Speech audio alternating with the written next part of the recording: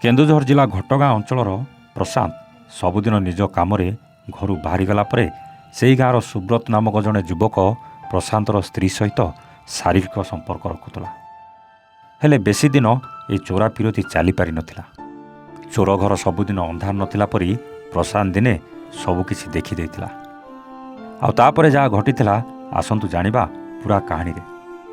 Hello hi ନମସ୍କାର, story with ପ୍ରତାପର ଆଉ ଏକ ନୂଆ କାହାଣୀକୁ ଆପଣଙ୍କୁ ସ୍ୱାଗତ। ହାତରେ ଶଙ୍ଖା, ମଥାରେ ସିନ୍ଦୁର ଆଉ 7 ଫେର ଦେଇ ବିବାହ ବେଦୀରେ 10 ପାଳ ଦିଗକୁ ସାକ୍ଷୀ ରଖି ସ୍ୱାମୀ ସ୍ତ୍ରୀ 2 ଜଣ 7 ଜନ୍ମର ସାଥୀ ହେଇଥାନ୍ତି।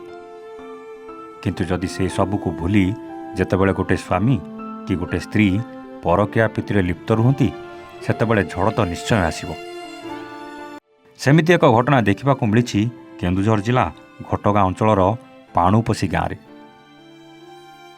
ସ୍ୱାମୀ ସବୁଦିନ କାମରେ ବାହାରକୁ ଚାଲି ଯାଉଥିଲେ, ଆଉ ସ୍ତ୍ରୀ ପରପୁରୁଷ ସହିତ ରାସଲୀଳା କରୁଥିଲା। ଚୋର ଘର ସବୁଦିନ ଅନ୍ଧାର ନଥାଏ। ଦିନେ ପ୍ରଶାନ୍ତ ସବୁକିଛି ଜାଣିଦେଇଥିଲା ଆଉ ସ୍ତ୍ରୀକୁ ବାରଣ କରିଥିଲା।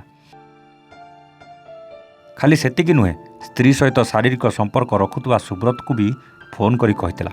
କିନ୍ତୁ ସୁବ୍ରତ ପ୍ରଶାନ୍ତର ସ୍ତ୍ରୀ ପ୍ରେମରେ ଏମିତି ପାଗଳ ଥିଲା ଯେ ନିଜ ଭୁଲ ସ୍ୱୀକାର କରିବା ବଦଳରେ ଫୋନ୍ରେ ଯୁକ୍ତିତର୍କ କରିବାକୁ ଲାଗିଥିଲା। ଫୋନ୍ରେ ବଚାସା ହେବା ପରେ ସୁବ୍ରତ ସିଧା ଯାଇ ପହଞ୍ଚି ଯାଇଥିଲା ପ୍ରଶାନ୍ତଙ୍କ ଘରେ। ସେଠାରେ ମଧ୍ୟ ଉଭୟଙ୍କ ଭିତରେ ବଚାସା ହୋଇଥିଲା, ଯାହାକୁ ସମ୍ଭାଳି ପାରିନଥିଲେ ପ୍ରଶାନ୍ତ ଆଉ ତାଙ୍କ ଭାଇ ଅଜୟ।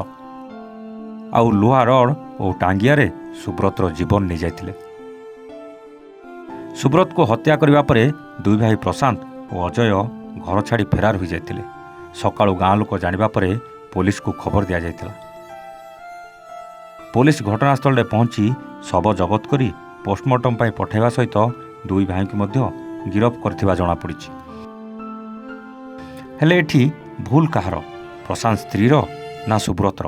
ନା ଏ 2 ଜଣଙ୍କ ପାଇଁ ଜେଲ୍ ଯାଇଥିବା ସେହି 2 ଭାଇ ପ୍ରଶାନ୍ତ ଓ ଅଜୟର? କମେଣ୍ଟ କରି ନିଶ୍ଚିତ ଜଣାଇବେ। ଆଜି ପାଇଁ ରହୁଛୁ। ଆମେ ପୁଣି ଆସିବୁ ଆଉ ଏକ ନୂଆ କାହାଣୀ ସହିତ ଷ୍ଟୋରି ୱିଥ୍ ପ୍ରତାପରେ। ସେତେବେଳେ ଯାଏ ନମସ୍ତେ, ଜୟ ଜଗନ୍ନାଥ।